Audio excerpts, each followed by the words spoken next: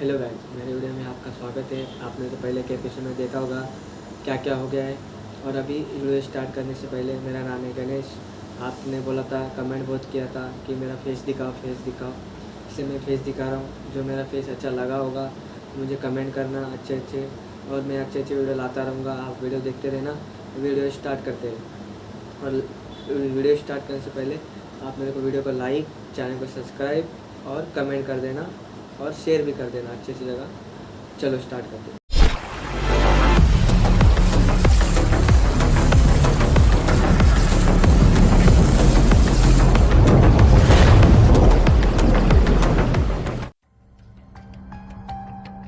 करण औषधियां लेकर अपने कमरे में पहुंच चुका था। उसे इस बात की कोई खबर नहीं थी कि प्रताप औषधालय को जलाने जा रहा है। करण ने इस बार अपनी मां की बात मान ली थी और वो अपने कमरे में ही सारी औषधियां ले आया था। करण ने कभी नहीं सोचा था कि केशव और प्रताप उसे मारने के लिए इस हद तक जा सकते हैं। करण अपने कमरे में खिड़की के पास खामोश होकर बैठा था। उधर प्रताप को कुछ खबर नहीं थी कि करण औषधालय में नहीं बल्कि अपने कमरे में बैठा है। वो अपने आदमियों को अपने अपने घर जाने के लिए बोल चुका था। उसके आदमी पूरे औषधालय पर तेल डालकर निकल चुके थे। प्रताप अपने चेहरे पर खुशी जताते हुए मन ही मन सोचता है कि आज करण की जिंदगी का आखिरी दिन होगा। वो सोचते सोचते माचिस के लिए अपनी जेब में हाथ डालता है, लेकिन उसे माचिस अपनी जेब में नहीं मिलती। वो फटाफट दूसरी जेब में हाथ डालता है, पर उसे माचिस दूसरी जेब में भी नहीं मिलती। प्रताप माचिस के ना मिलने से घबरा गया कि कहीं उसका पूरा प्लान ना चौपट हो जाए। वो मन ही मन कहने लगा कि वो जब अपने कमरे से निकला था तब तो उसने माचिस अपने साथ ही रखी थी, लेकिन अचानक जेब से माचिस कहाँ गिर गई। माचिस के ना मिलने से उसकी हालत खराब हो गई थी। वो यही सोच रहा था कि कहीं करण औषधालय से बाहर ना आ जाए, जबकि प्रताप को पता नहीं था कि करण तो आराम से अपने कमरे में बैठा है। प्रताप बहुत बड़ी गलत फहमी में था। वो जल्दबाजी में इधर उधर माचिस ढूंढने लगता है, लेकिन उसे कहीं माचिस नजर नहीं आती। वो अपने आप को कोसते कोसते ये कहता है कि वो इतना लापरवाह कैसे हो सकता है। सबसे ज्यादा जरूरी चीज ही उसने कहीं गिरा दी। वो पसीने से लथपथ खामोश वहीं खड़ा था। वो सोच रहा था कि अगर वो माचिस लेने अंदर गया और करण बाहर आ गया तो बहुत बड़ी मुसीबत हो जाएगी, जबकि करण कहाँ है उसे पता ही नहीं था। उसका सोच सोच कर बुरा हाल हो गया था। केशव ने उसे बहुत बुरी तरह फंसा दिया था। उधर करण अपने कमरे में सोने की बजाय चक्कर काट रहा था। जब से उसे केशव और प्रताप की असलियत का पता चला है, उसे कुछ समझ नहीं आ रहा है कि वो ये बात कब तक सबसे छुपाएगा। उसे अभी इस बात की तो खबर ही नहीं थी कि आज तो प्रताप ने औषधालय जलाने के लिए बड़ी लंबी प्लानिंग कर ली थी। करण की रातों की नींद उड़ गई थी। वो अपने माँ और बाबा को झूठ बोल चुका था। प्रताप अभी भी घबराते हुए माचिस ही ढूंढ रहा था, लेकिन उसे कहीं माचिस मिल नहीं रही थी। तभी वो सोचता है कि यहाँ ढूंढने की बजाय वो कमरे से फटाफट दूसरी माचिस ले आए।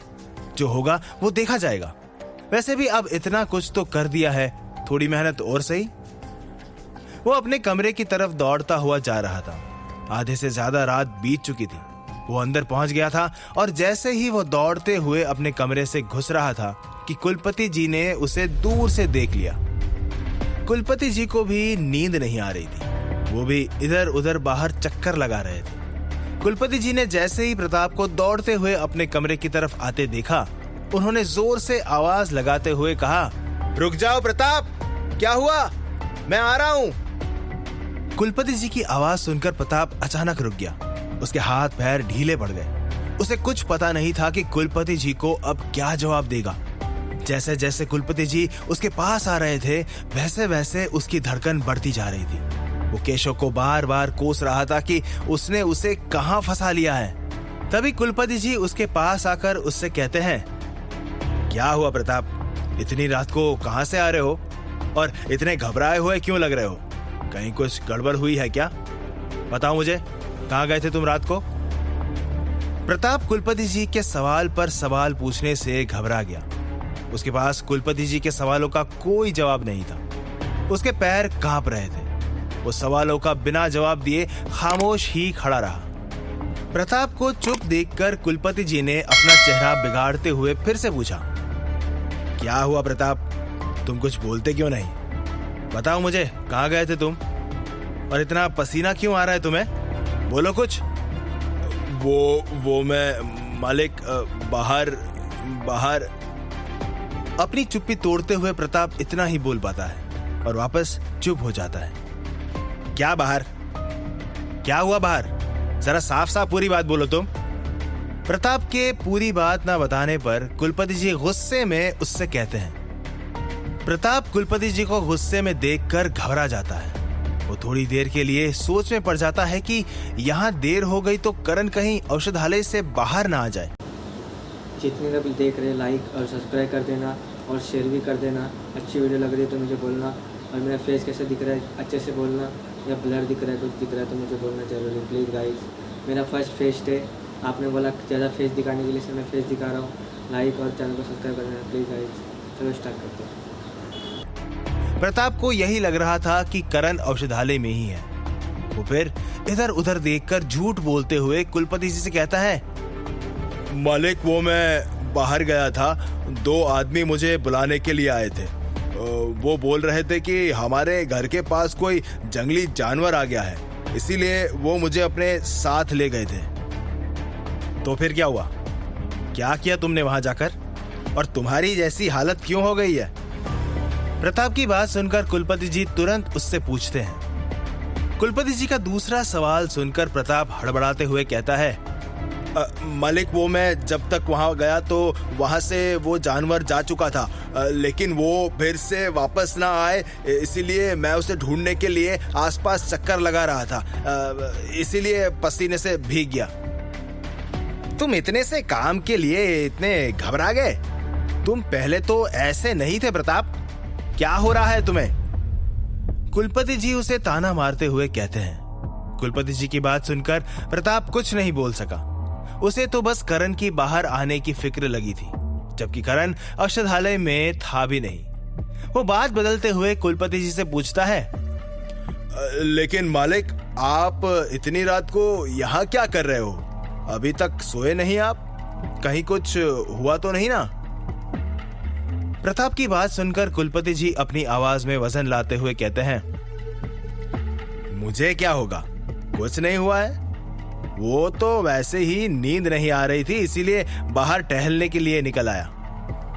प्रताप कुलपति जी की बात सुनकर खामोश खड़ा रहा। फिर कुलपति जी ने उसे ऑर्डर देते हुए कहा, अब यहीं खड़े रहोगे या फिर अपने कमरे में भी जाओगे? जाओ और जाकर सो जाओ, रात बहुत हो गई है। जी मालिक, मैं जाता हूँ, आप भी जाकर सो जाइए, प्रताप कुलपति जी से धीमी आवाज में कहता है। प्रताप और कुलपति जी दोनों अपने कमरे में जाने के लिए निकल जाते हैं। प्रताप अपने कमरे में घुसते ही हड़बड़ाहट में इधर उधर सामान फेंकने लगता है। वो जल्दबाजी में माचिस ढूंढ रहा था। उसे कमरे में भी माचिस नहीं मिल रही थी। करण के बारे में सोच सोचकर उसकी हालत पतली हो गई थी। उधर कुलपति जी अपने कमरे में जा ही रहे थे कि उन्होंने करण को अपने कमरे के बाहर देख लिया। करण को इतनी रात को जागते हुए देखकर कुलपति जी उसके पास जाते हुए कहते हैं, क्या हुआ करण? अभी प्रताप भी सोने की बजाय जगा हुआ है और इधर तुम भी अभी तक नहीं सोए। तुम क्यों अभी तक जगे हुए हो? कुलपति जी के मुंह से प्रताप की बात सुनकर करण झट से उनसे पूछता है, क्या प्रताप भी अभी तक जाग रहा था? लेकिन क्यों, क्या हुआ? उसे कुछ काम था, कोई जंगली जानवर गांव में घुस आया था तो वो उसे भगाने के लिए गया था। लेकिन तुम क्यों अभी तक जगे हुए हो? क्या हुआ है तुम्हें?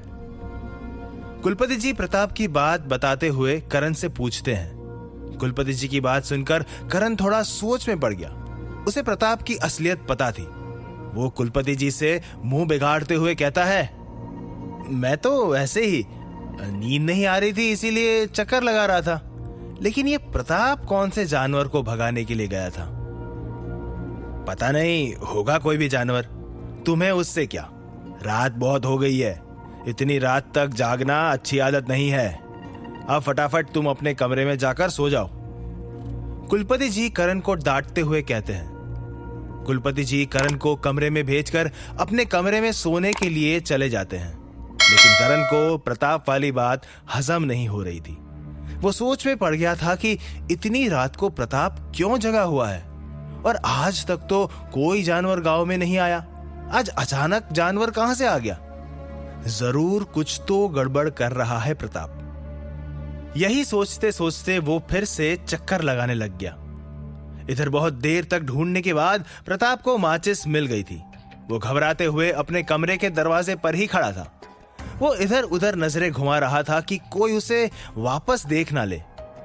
उसे बहुत जल्दी हो रही थी, लेकिन अगर किसी ने भी उसे देख लिया तो वो रंगे हाथों पकड़ा जाएगा। उसने बहुत देर तक इधर उधर देखा। उसे पूरा रास्ता सुनसान दिखाई दिया। वो तुरंत वहां से औषधालय की तरफ भागा। वो जैसे ही भागा तो पीछे से करण ने उसे देख लिया। करण प्रताप को इस तरह भागते हुए देखकर हैरान रह गया। उससे रहा नहीं गया तो वो भी उसके पीछे पीछे भाग रहा था। प्रताप औषधालय के पास पहुंच चुका था। उसे अभी भी औषधालय का दरवाजा बंद ही नजर आया था। वो अभी भी यही समझ रहा था कि करण औषधालय में औषधियां बनाने में लगा हुआ है। वो करण को मारने के लिए हड़बड़ाहट में अपने जेब से माचिस निकालता है। माचिस को हाथ में रखकर उसके हाथ डर के मारे कांप रहे थे, लेकिन केशव ने उसे बोल दिया था कि आज रात कैसे भी ये काम हो जाना चाहिए। वो बिना सोचे माचिस जलाकर पूरे औषधालय को जला देता है। पूरा औषधालय आग की लपटों में आ गया था। करण दौड़ते हुए प्रताप के पीछे आ रहा था। आखिर अब क्या होगा? क्या करण ने प्रताप को औषधालय जलाते हुए देख लिया है? करण को औषधालय में ना पाकर प्रताप क्या करेगा? क्या होगा जब औषधालय के जलने की खबर सबको पता लगेगी? जानने के लिए सुनते रहिए रुद्राक्ष रक्षक, आपके अपने पॉकेट एफएम पर। आपको वीडियो पसंद आई तो लाइक, चैनल को सब्सक्राइब कर देना प्लीज़ गाइज। और नेक्स्ट वीडियो आने के लिए आप कमेंट जल्दी कर देना, कम से कम कमेंट ज़्यादा ही कर देना। और मेरा फेस कैसा लगा आपको अच्छा लगा तो मुझे बोलना, कमेंट करना अच्छे से। और मैं नेक्स्ट वीडियो भी अच्छे से लाऊंगा, अच्छे अपन और मिमिक्री करूँगा, ठीक है। अभी इतना मिमिक्री, सॉरी गाइज, मैं ज़्यादा कुछ बोल नहीं पाया, ठीक है। Bye guys.